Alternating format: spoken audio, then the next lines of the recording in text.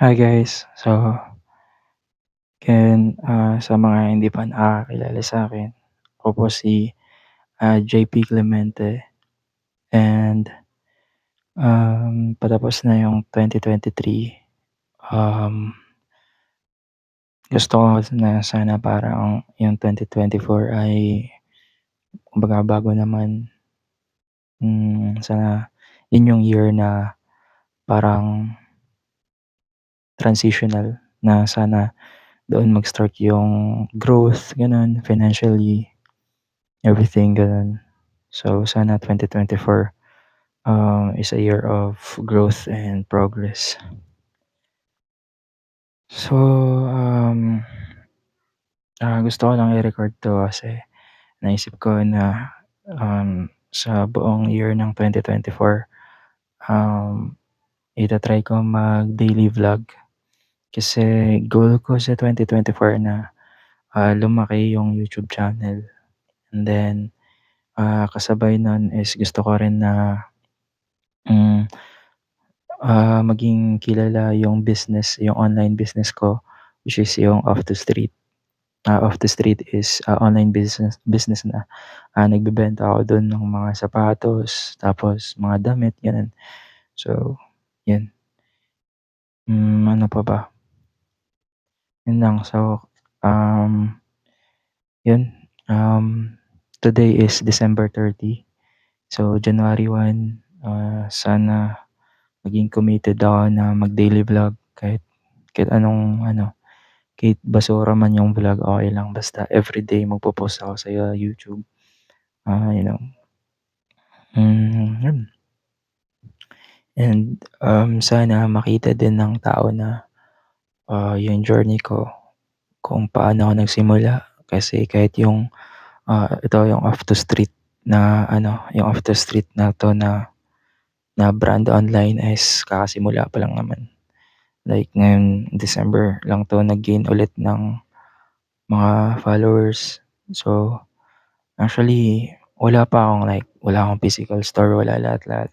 So, ngayon 2024 sana, hmm, through the daily vlog makita ng lahat kung paano ako mag-grow or kahit hindi lahat ano, growth, kahit makita din sa vlogs yung failures gano'n, lahat ng mga pagsubok. Um, so parang ayun nga. So, sa 2024 magsa-start ako mag-daily vlog and then sana dun makikita yung journey ko kung paano ko ma-build yung clothing line or online business na off the street. And then at the same time kung paano ko padadamihin yung followers ko sa YouTube and Facebook, at sa ibang social media. So, naisip ko lang 'to kasi, um, gusto ko kasi na like most of the employees gusto nila makawala sa 9 to 5 job nila. So or sa mga corporate job nila para mas maging malaya gano'n. Kahit ako din, yun din yung gusto ko na ayoko na, mag-work sa site or sa office. Gusto ko, dito lang ako sa bahay or mas may freedom ako. Kaya gusto kong i-establish itong, content creation tsaka yung sa business, yung online store, gano'n. So, kasi pangarap ko din kasi na bumalik sa school sana. Kasi undergraduate ako ng architecture tapos mga, 3 semesters pa yata yung kailangan ko tapos yun, at hindi ako makapag-aral as long as nagtatrabaho ako. So, hindi ako nakapag-aral. Parang kaya ng iba na ipagsabay yung pag-aaral tsaka school pero kasi ako parang hindi ko kaya, tinry ko na yun dati. So, ngayon nagtatrabaho ako pero balak ko bumalik sa school. Pero sabi ko sa sarili ko hindi ako bumalik ng school na nagtatrabaho pa ulit. So, kailangan meron akong pera gano'n, meron akong ipon para focus lang sa school.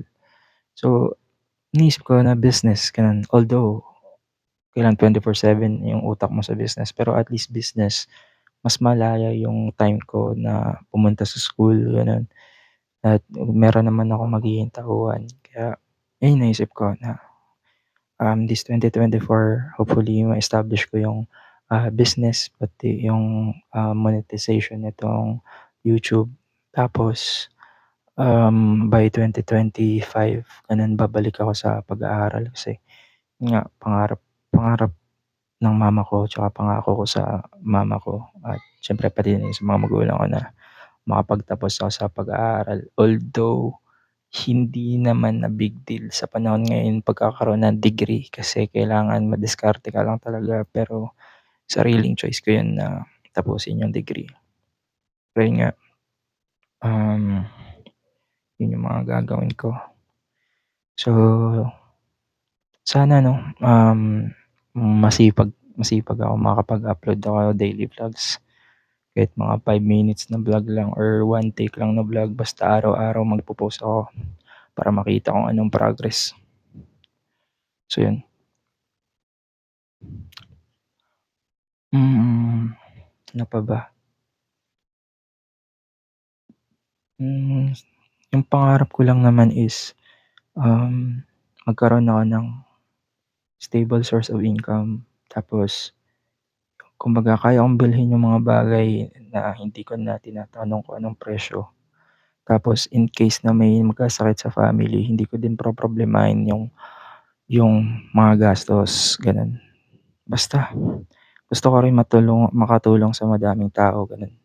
Kasi hindi ako makatulong, gusto kong tumulong pero wala akong kakayang tumulong sa tao kasi wala akong pera. So, gusto kong tumulong kaya gusto kong magkapera. Ano pa ba?